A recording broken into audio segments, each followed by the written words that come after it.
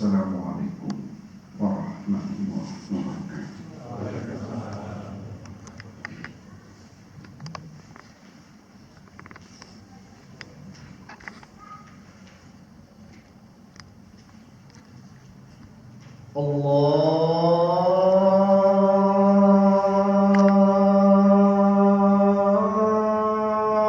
Allahu Akbar,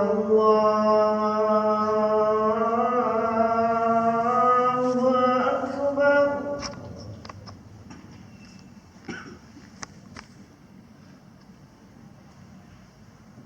Allahu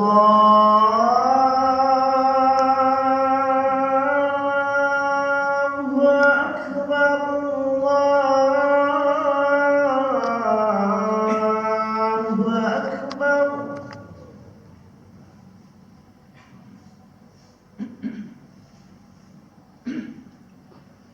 Asyhadu an la ilaha illallah.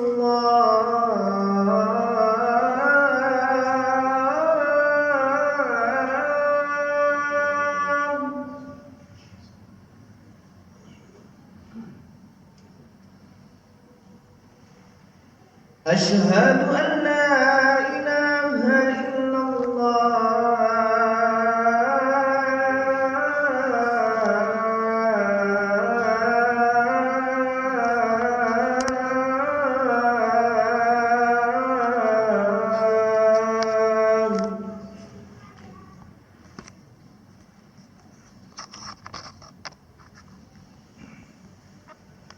Asyhadu anna Muhammadar Rasulullah.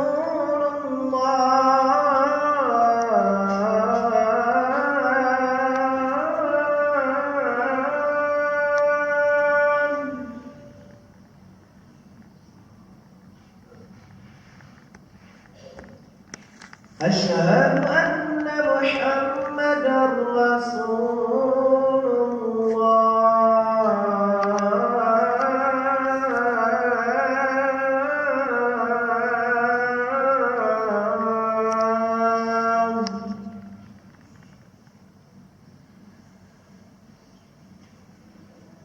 Hayya 'alas salah.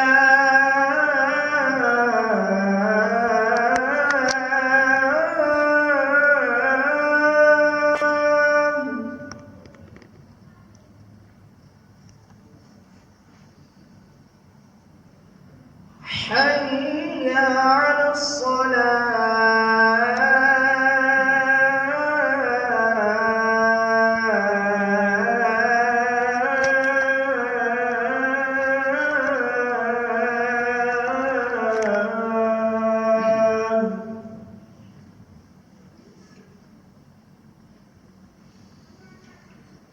Hayya 'alal falah.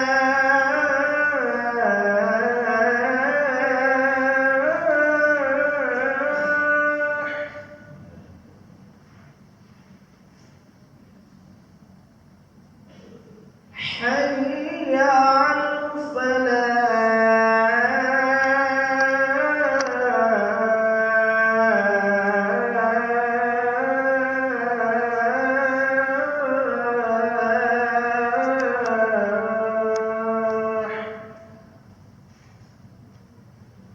Allahu Akbar, Allahu Akbar. La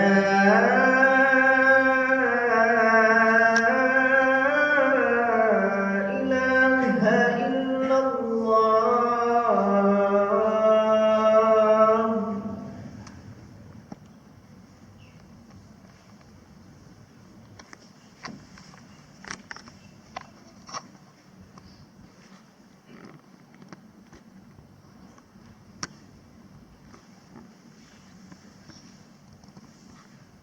Alhamdulillah, alhamdulillahilladzi lam yaj'al 'alaina fid dini min haraj wa la yukallifullahu nafsan illa wus'aha laha ma kasabat wa 'alayha maktasabat.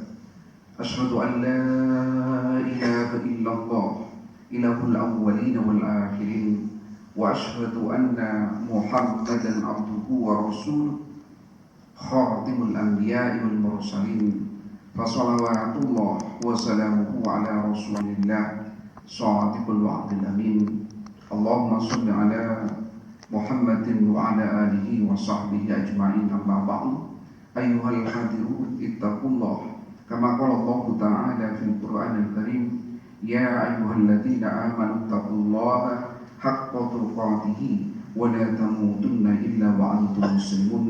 Saudara-saudara seiman seagama, jamaah sholat Jumat yang insya Allah dirahmati oleh Allah Subhanahu wa Ta'ala, marilah kita bersama-sama menyatukan satu komitmen dalam batin kita, azam, janji kepada Allah yang sungguh-sungguh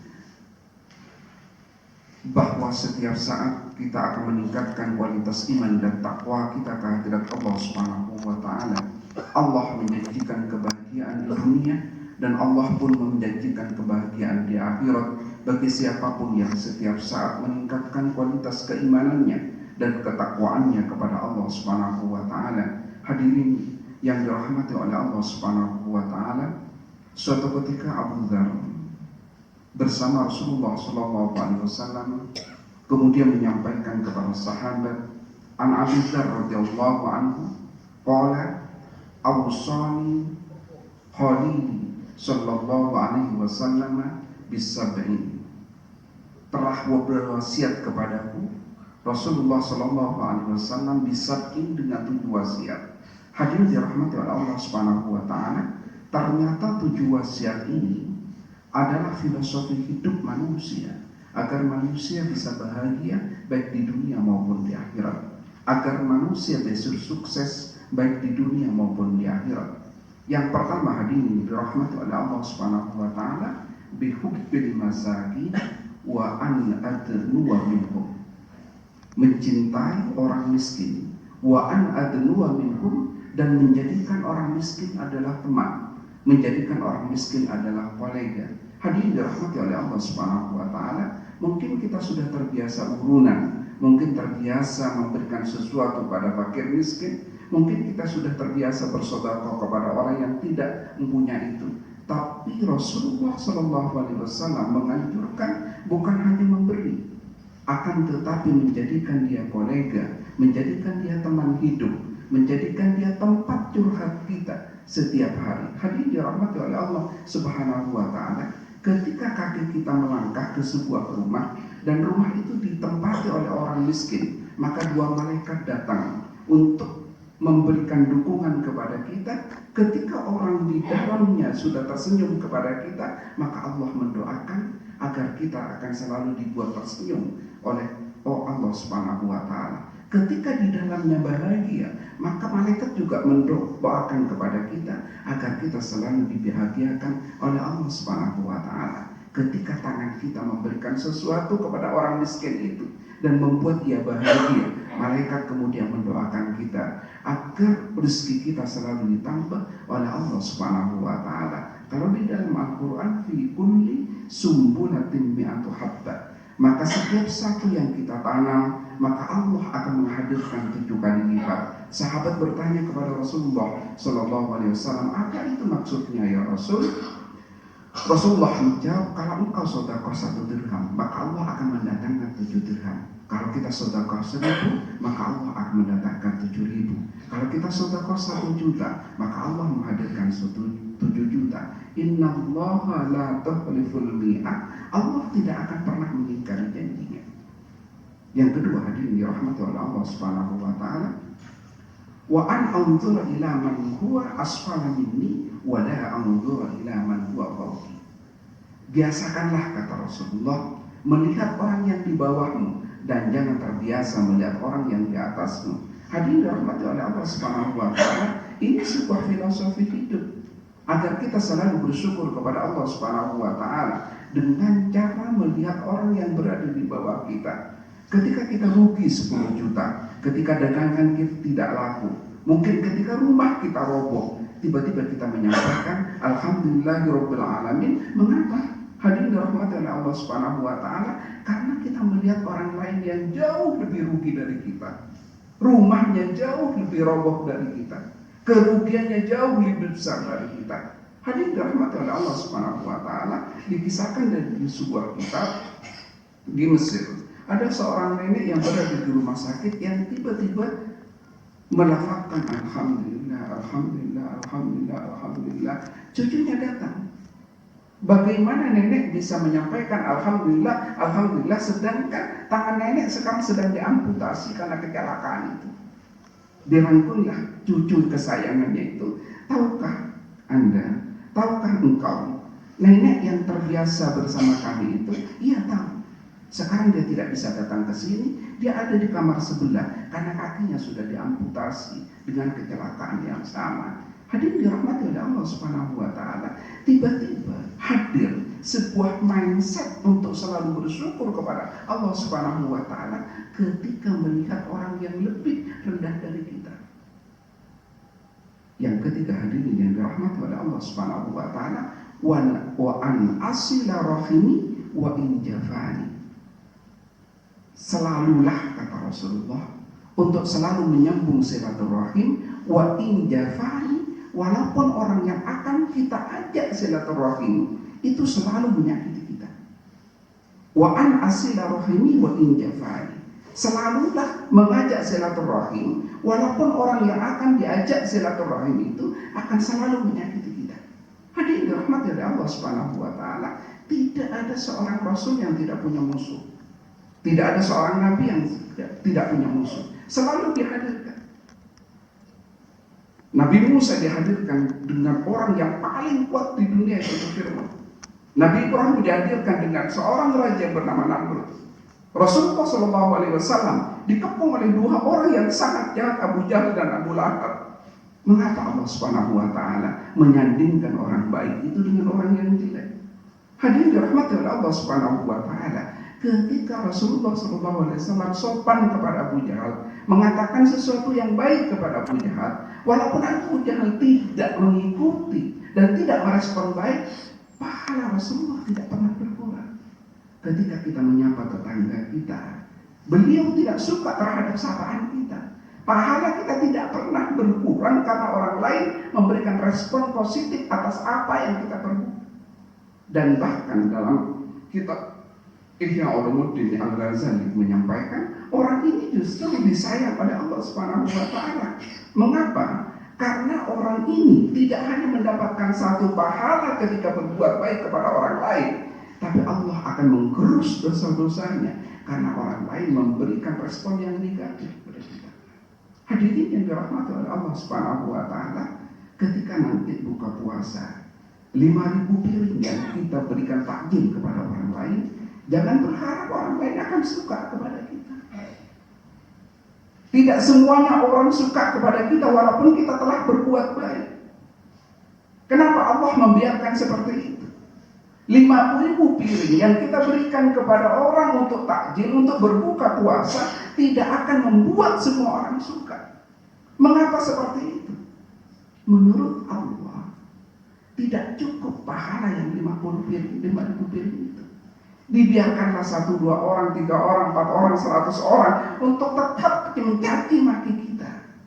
Karena kita punya dosa.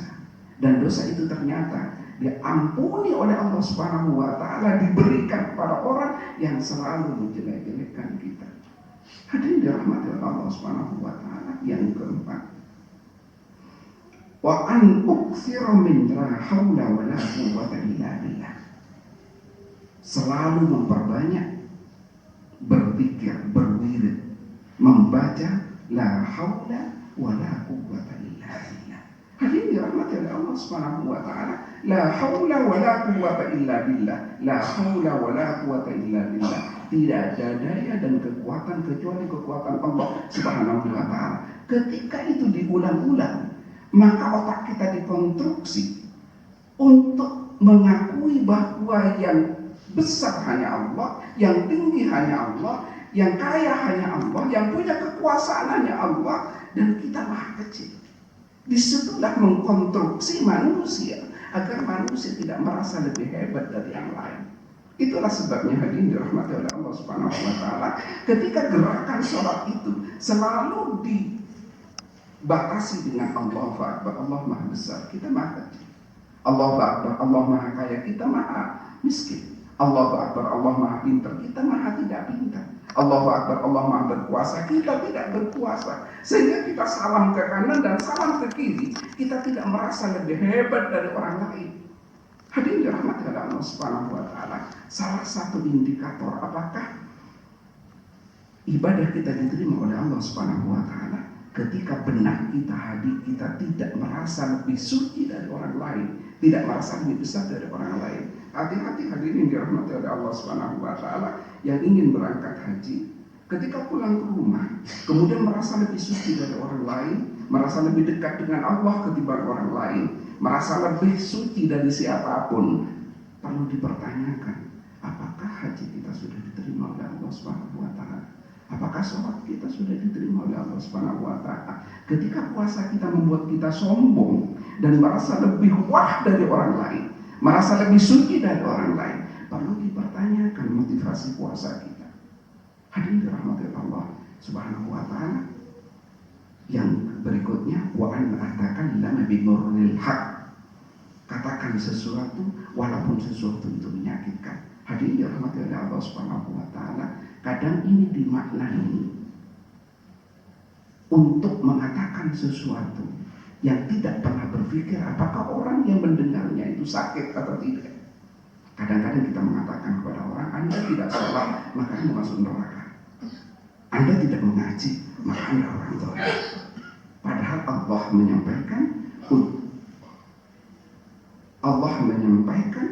ketika kita mengajak kepada kebaikan, maka akan 3 hal yang harus kita lakukan. Yang pertama, bil hikmah. Yang kedua, bil mau'izatil hasanah. Yang ketiga, walaupun kita harus berdiskusi, maka diskusilah dengan diskusi yang baik. Ada sebuah kaidah menarik dari Arab menyampaikan bahwa metode menyampaikan sesuatu jauh lebih penting dari metode itu sendiri, dari materi itu sendiri. Al-Quran yang kita sampaikan, tapi dengan cara yang salah. Bukan nilai-nilai Al-Quran saja yang tidak sampai kepada pendengarnya, tapi orang lain membenci Al-Quran yang kita sampaikan. Dalil hadis yang kita sampaikan dengan cara yang salah, bukan hanya dalil hadis tidak masuk kepada hati pendengarnya, tapi mereka justru membenci dalil hadis yang kita sampaikan. Makanya ketika mengajak kepada kebaikan, ud'u ila sabili rabbik bil hikmah wal mau'izatil hasanah wajadilhum billati hiya ahsan. Yang berikutnya, wala ta'khudni fillahi lawmata laim. Walaupun begitu kata Rasulullah, jangan takut menyampaikan sesuatu walaupun orang lain setelah engkau hati-hati menyampaikannya, orang lain tetap membencinya. Dan yang terakhir, hadirin dirahmati oleh Allah Subhanahu wa taala, wa an la as'alan nasa sayyi'ah. Dan jangan pernah meminta-minta sesuatu katanya kepada orang lain, karena Allah sangat cemburu kepada orang yang meminta-minta. Setiap orang meminta kepada orang lain, maka Allah selalu menjauhi kita. Itulah sebabnya Allah berfirman, wa idza sa'alaka ibadi anni fa inni qarib ujibu da'watad da'i da'ani falyastajibu wa liyu'minu bi. Hei Muhammad, kata Allah, katakan pada umatmu, kalau ada umatmu ingin tahu tentang aku sudah dekat. Bertanya tentang aku sudah dekat. Ujibu da'watad da'i da'ani falyastajibu wa liyu'minu bi. Mintalah kepadaku dan aku pasti akan mengabulkan setiap permintaan hamba. Allah yang menyampaikan. Setelah ayat itu turun, sahabat datang kepada Rasulullah, ya Rasul, saya sudah berdoa bertahun-tahun ya Rasul, tapi doa saya tidak pernah diterima oleh Allah. Apa kata Rasulullah? Hanya ada 2 hal yang bisa mencegah doa itu diterima. Yang pertama, makananmu bukan makanan yang halal. Yang kedua, pakaianmu bukan pakaianmu yang halal.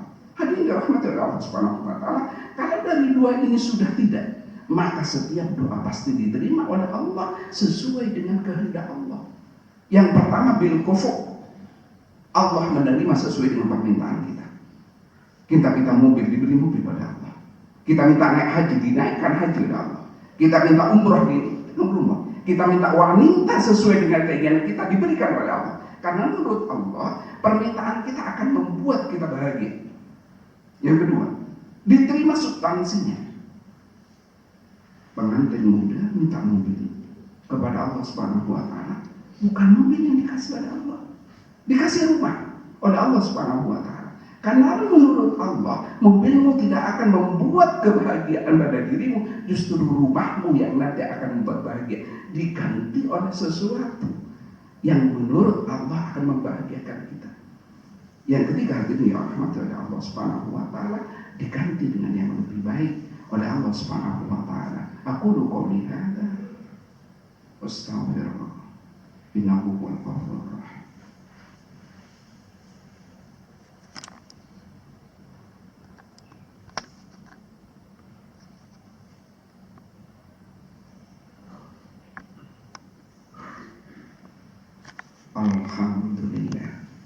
Alhamdulillahilladzi arsala rasulahu rahmatan lil alamin wa anzala kitabahu hudan lil muttaqin.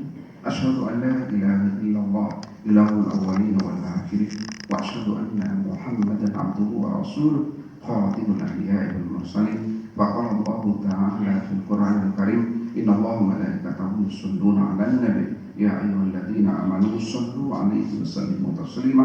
Allahumma shalli 'ala Muhammad wa 'ala alihi wa sahbihi ajma'in. Allahumma ighfir lil muslimina wal muslimat wal mu'minina wal mu'minat al-ahya'i minhum wal amwat. Rabbana ighfir lana dhunubana wa li ikhwanina alladhina sabaquna bil iman wa la taj'al fi qulubina ghillan lil ladzina amanu rabbana innaka ra'ufur rahim. Rabbana la tuzigh qulubana wa idh hadaytana wa hab lana min ladunka rahmah innaka antal wahhab. Rabbana hab lana min azwajina wa dhurriyyatina qurrata a'yun waj'alna lil muttaqina imama waj'alna lil muttaqina imama waj'alna lil muttaqina imama waj'alna lil muttaqina imama. Allahumma rabbana atina fid dunya hasanah wa fil akhirati hasanah wa qina adzabannar. Walhamdulillahi rabbil alamin. Ibadallah, aqimis shalah.